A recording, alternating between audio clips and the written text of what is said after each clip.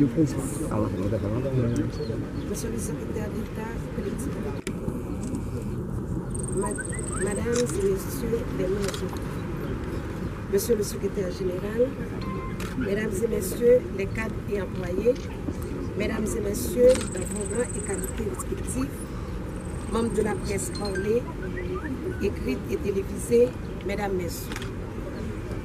La charge d'une municipalité est une tâche pourtant noble et difficile. Elle est noble parce qu'elle permet de contribuer aux transformations des conditions de vie de toute une population et d'apporter en même temps sa pierre à l'édification de la vie sociale et économique tant de la commune que du pays en général. Mais au-delà de tout cela, la responsabilité d'une municipalité comme noble tâche donne la possibilité de générer cette solidarité indispensable à la construction du tissu social mal un peu plus chaque jour pour notre égocentrisme et pour une disparité malveillante qui nous font considérer l'autre comme un ennemi, un étranger qui viendrait d'une autre planète.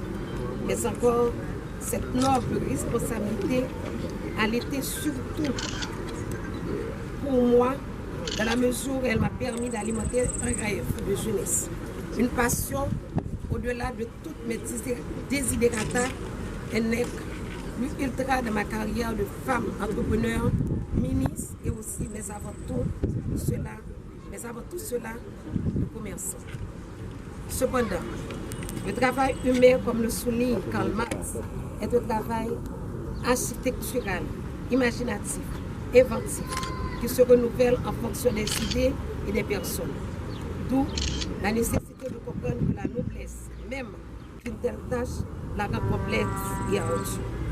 Complexe, parce qu'il faut traiter avec les gens et que les rapports humains sont de nature complexe et obligent qu'on soit toujours à parlementer. Mais ardu, parce que cela demande du courage et la culture, de la tolérance et du ensemble. Notre travail à la mairie de Delma est ardu. Et c'est peu de le dire, surtout parce que c'est la commune la plus importante du pays en termes économiques, mais aussi parce que nous sommes arrivés à un moment où la municipalité était en pleine essor structurel et économique. On comprendra que nos efforts pour avancer sur la même voie et faire neuf ont souvent heurté des pensées agitées qui ont cherché à nous fermer la route, à saboter nos efforts par des manœuvres malfaisantes. Ce que nous avons compris et affronté avec courage et détermination. En moins de 12 mois à la tête de cette municipalité, nous avons pu mener d'importants travaux de restructuration de la rue Charbonnière qui était en très mauvais état.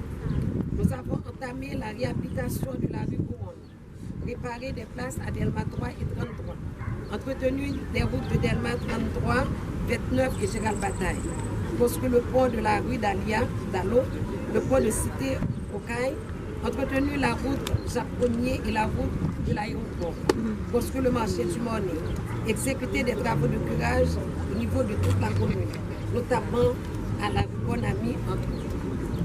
Pour cela, nous avons voulu marcher sur le pas de notre prédécesseur, notre ami Wilson Jeudi, qui avait commencé avant nous et qui est celui qui a lancé la commune sur la voie du progrès.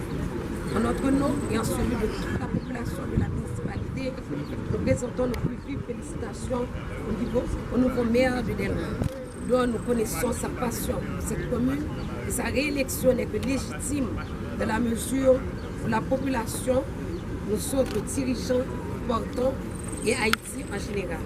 On ne peut espérer que le succès est la garantie d'une commune toujours en constant progrès et qui fera envie au reste du pays. Merci.